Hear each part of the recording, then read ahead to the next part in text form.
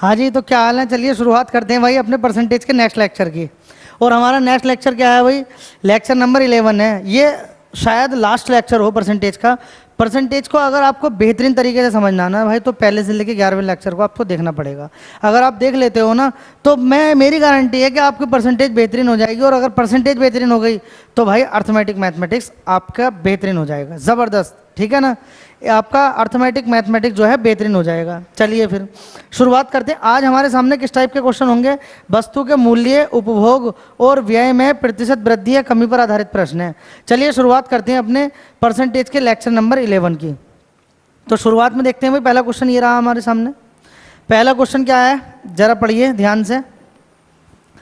Petrol की कीमत 28% बढ़ गई। भाई पेट्रोल की कीमत तो लगातार बढ़ती जा रही है भाई, पेट्रोल की कीमत तो रुकने का नाम ही नहीं ले रही है। चलो, पेट्रोल की कीमत कितनी बढ़ गई? 28% बढ़ जाती है। पेट्रोल की कीमत कितनी बढ़ा दी गई भाई?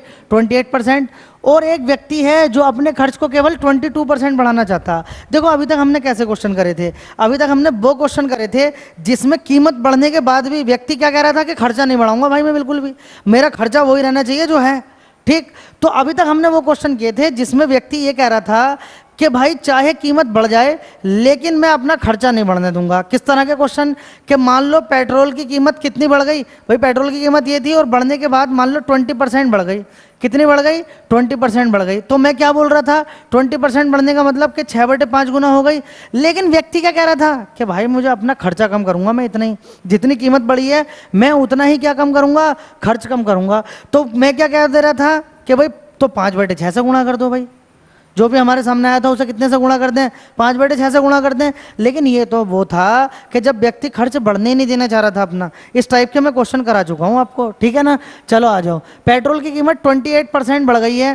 कितनी बढ़ गई है कीमत? 28% बढ़ गई है। ठीक, और व्यक्ति क्या कह रहा है कि मुझे अपना खर्च केवल कितना बढ़ाना? 22% बढ़ाना है। तो उसे अपनी खपत को कितना कम करना पड़ेगा? यानी ये तो हमारी कीमत है जो क्या हो चुकी है?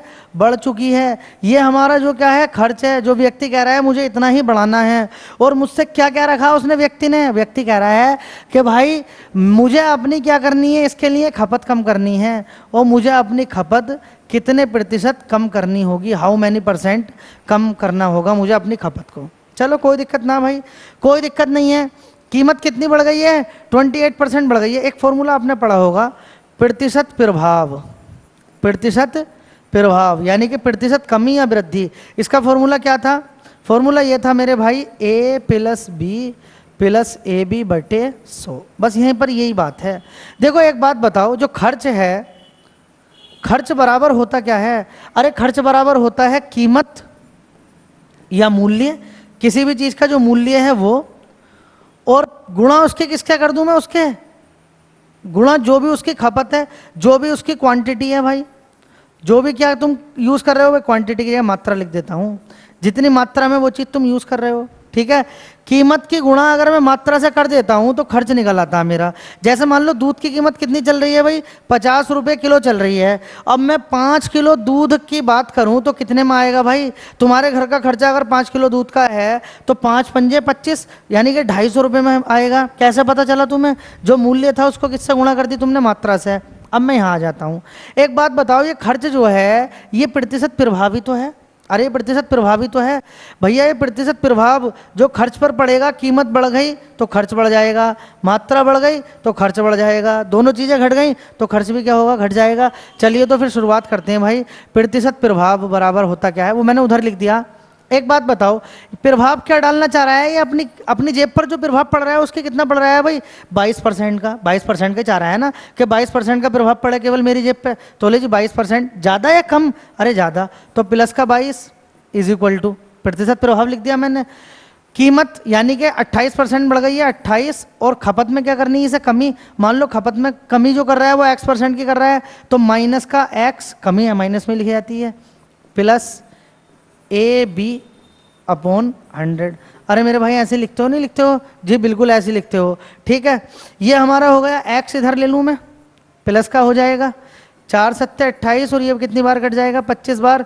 ये भी इधर आके प्लस का हो जाएगा। प्लस का कितना हो जाएगा? 7x/, में क्या? 25। अच्छा ये 28 है, और ये माइनस में क्या चला जाएगा? 22। एक बात बताना भाई मेरे, यहाँ से अगर मैं 25 एलसीएम ले लूँ तो क्या हो जाएगा, ये 25x plus 7x is equal to कितना हो जाएगा 6। 25 और 7 कितने हो गए, 25 और 7 हो गए 32x बराबर ये कितना हो गया 25 छक्का 150 150, ये कट जाएगा 16 बार और ये कितनी बार कट जाएगा 75 बार। तो x इज इक्वल टू कितना आ जाएगा 75 की अगर मैं भाग कर दूं कितने से 16 से, 75 की भाग कर दूं 16 से, तो लगभग हमारे सामने आएगा 4.7%। ठीक है 4.7% आंसर। ठीक है भाई, ऑप्शन नंबर सी। चलो तो मेरी बात को ध्यान से समझना, अभी नहीं आया, आधा भी समझ में आया ना कोई दिक्कत ना भाई, आधा भी समझ में आया तब भी कोई दिक्कत नहीं है, हालांकि पूरा समझ में आ जाना चाहिए, मैंने पूरी कोशिश की है, लेकिन इसी टाइप के मैंने भाई पूरा कंसेप्ट इसी टाइप के क्वेश्चंस पर है। चलिए अगला क्वेश्चन देख लेते हैं। अगला क्वेश्चन ये रहा आपके सामने, मूल्य में 17% की वृद्धि हो गई, चीनी का क्या बढ़ गया भाई, मूल्य कितना बढ़ गया 17%।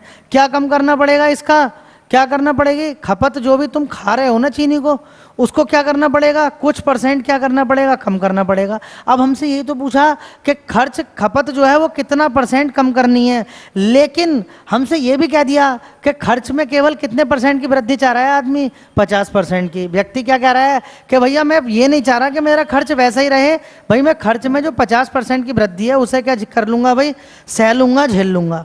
एक बात बताओ, जब खर्च में अगर ये कहता कि मुझे खर्च में बिल्कुल वृद्धि नहीं करनी है, इस टाइप के क्वेश्चन तो हमने किसी अलग कंसेप्ट में कर रखे हैं, चौथे या पांचवें में। इसमें हमारे सामने क्या है, कितना प्रभाव डालना चाह रहा है अपने ऊपर, ये 5% वृद्धि का, तो 5 प्लस में लिख दूं इज इक्वल टू 17% वृद्धि है कमी है, अरे वृद्धि है, और यहां मैं क्या मान लूं, खपत में x% की कमी मान लूं, तो -x plus a into B upon 100। अरे यही होता नहीं होता भाई, तो 5 इज इक्वल टू कितना हो गया 17 माइनस एक्स, और 17 इंटू एक्स माइनस का 17x अपॉन 100। अब आपको क्या निकालनी है मेरे भाई, आपको x की वैल्यू निकालनी है, बड़े आराम से निकाल सकते हो, इधर दोनों इधर ले लूँ, x प्लस 17x बटे 100 बराबर में क्या हो जाएगा 17 माइनस 5 यानी कि 12।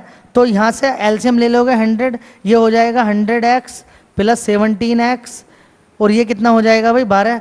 आगे आप करोगे ट्राई, मेरे पास नीचे जगह भी नहीं है, और कैलकुलेशन आपको क्या करनी है, ट्राई करनी है, और मुझे बताना है कि कौन सा वाला ऑप्शन सही है, ए बी सी या फिर डी। कमेंट में बताओगे आप। देखो अगर आप ईमानदारी से पढ़ते जा रहे हो ना और वाकई में पढ़ रहे हो तो कमेंट में इसका आंसर दोगे, और अगर नहीं आता है तो मुझसे पूछना, मैं कराऊंगा। ठीक है, हालांकि आ जाना चाहिए, मैंने तो पूरा तो करा दिया भाई, कैलकुलेशन तो आनी चाहिए ना।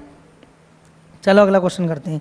ये रहा भाई अगला क्वेश्चन आपके सामने, यदि चीनी के मूल्य में 20% की वृद्धि हो जाती है, फिर वही बात, अरे जो मूल्य था वो क्या कर दिया 20% बढ़ा दिया, तो अगर खर्च पे कोई प्रभाव नहीं पड़ना है तो उसका जो खर्च खपत है, जो चीनी तुम खा रहे हो उसे तुम्हें कुछ कम करना होगा। ये तो पूछा कितने % कम करना होगा, मैं कह देता हूँ x% कम कर दो। ठीक, अब व्यक्ति क्या कह रहा है कि भाई मैं ये भी चाह रहा हूं कि मेरा जो खर्च है, जो मेरा कुल खर्चा है उसमें 8% की वृद्धि हो जाए, मुझे कोई फर्क नहीं पड़ेगा। चलो कोई दिक्कत नहीं, ये प्रतिशत प्रभाव आ गया हमारा कितना भाई 8 इज इक्वल टू, भाई प्लस वृद्धि है तो प्लस में लिखेंगे, मूल्य कितना बढ़ गया 20, खपत कितनी कम कर दी -x plus 20 into -x upon 100, 20 पंजे 100।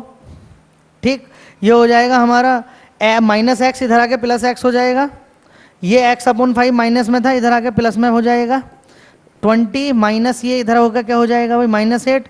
एक बात बताओ ये कितना होगा 5 और 1 6x, और ये 5 की इधर मल्टीप्लाई हो जाएगी, 20 में से 8 घटाए कितना बचेगा 12, और 20 में से ये आ जाएगा ना 5, और यहाँ आ जाएगा 20, तो 6x इज इक्वल टू कितना आ जाएगा 20 पंजे 100, या मैं इसे कह सकता हूँ 3 और इसे कह सकता हूँ 50, यानी कि x इज इक्वल टू हो जाएगा 50/3, इसे कह सकते हैं 16.66%। 16 सही 2/3। क्या ऐसा आंसर है? अरे ऐसा आंसर तो बिल्कुल भी नहीं है, इसका मतलब मैंने कहीं ना कहीं कमी कर दी।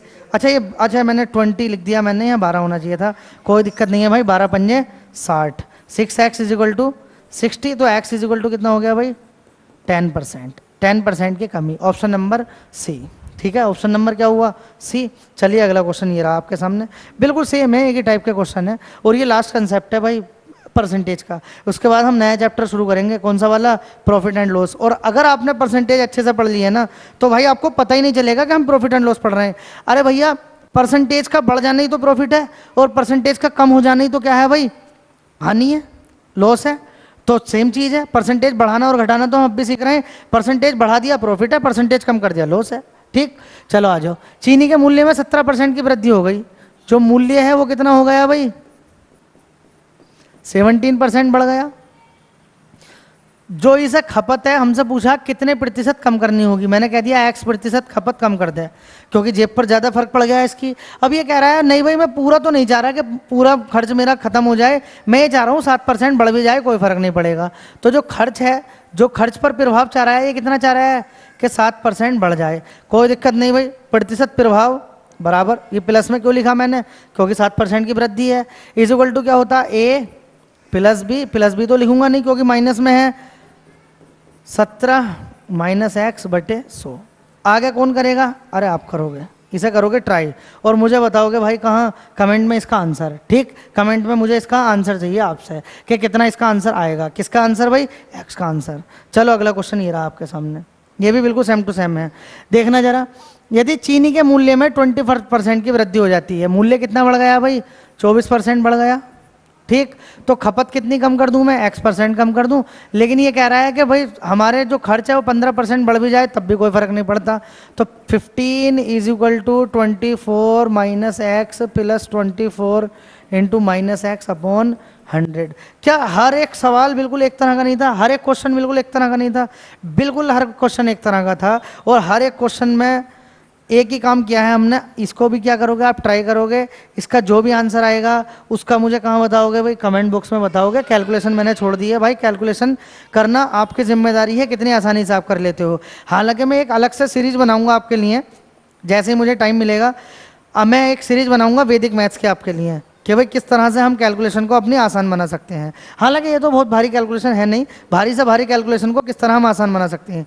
जैसे बैंकिंग में है, बैंकिंग में हमारा जो मैथ्स आता है ना, उसमें 50% मैथ कौन सा होता है, बल्कि 60% बोलो कि 60% मैथ उसमें वो होता है जो केवल किस पर आधारित होता है? वैदिक मैथ पर।